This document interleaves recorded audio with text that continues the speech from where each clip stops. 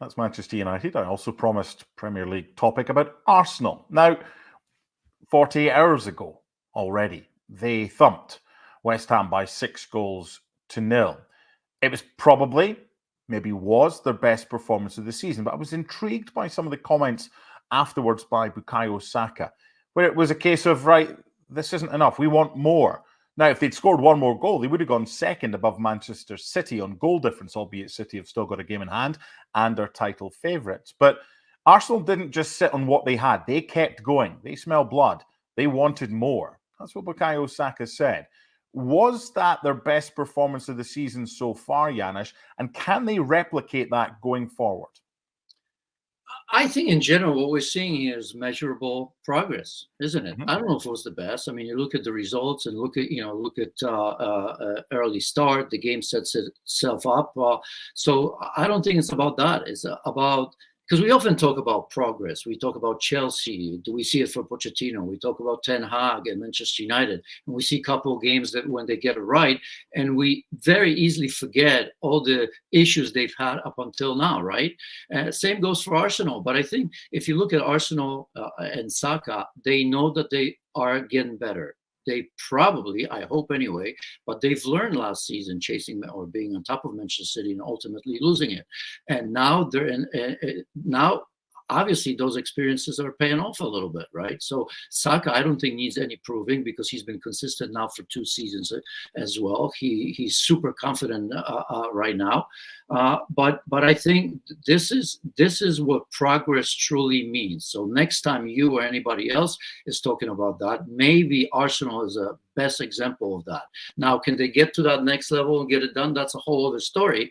Of course, that still won't mean that they've had a great season because I think they're in a moment that it's hard not to give them the credit that they deserve.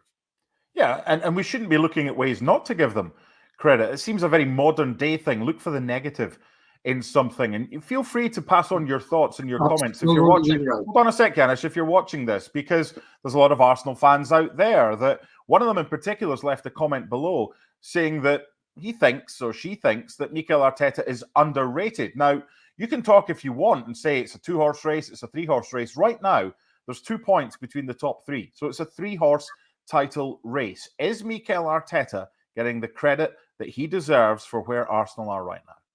I think he is from the logical people, I would hope, right? I mean, because you can't knock it just based on what it says. I mean, if they ultimately win it or not, it's I mean, in a way, it's irrelevant because we all know how difficult it is. I mean, there's so many games, right? We're going to talk about Champions League later on, and it's, again, I don't know if I want to say it's easier, but it is in a way, right? But if you look at Mikel Arteta, he's gone through the gauntlet of everything. Us firing him on how many times, right? There's 2 seasons. I keep repeating this, but they did finish 8th. And then that progress, you could see that as a manager, he's got that charisma, which I think, or at least I wasn't all sure about that. But he's learned from the best. And now we're talking about Jurgen Klopp, we're talking Arteta, we're talking Pep Guardiola. Those are the 3 top managers now in the Premier League and perhaps in the world, because we conveniently forget what Arsenal has done in the Champions League so far as well, right? Topping that group as well. So we can't say like we did last season that there's no pressure of Champions League and all of that. So I don't think he's underrated. We saw that last season. We needed confirming, and he's doing exactly that. Last one on Arsenal and on the title race. FCTV gives Manchester City a 50% chance of winning the title from here on in, and they give Arsenal and Liverpool 25% each. Of those 3 numbers, are there any?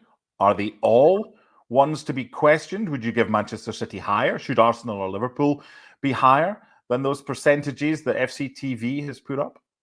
No, I think that's fair. I think, we all expect the inevitable, right? Manchester City at this time of the season with just about everybody healthy on a good run. I think they are the front runners.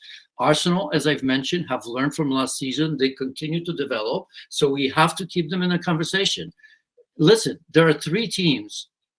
We're almost at the end of February in the conversation. It's different last season when Manchester City had to fight against Arsenal because they felt they weren't ready. Pep Guardiola absolutely knew that, and Manchester City players knew that as well. But this is a little bit different because now we have a third team in it. And by the way, this is a team like Liverpool who nobody expected to be in this position right now.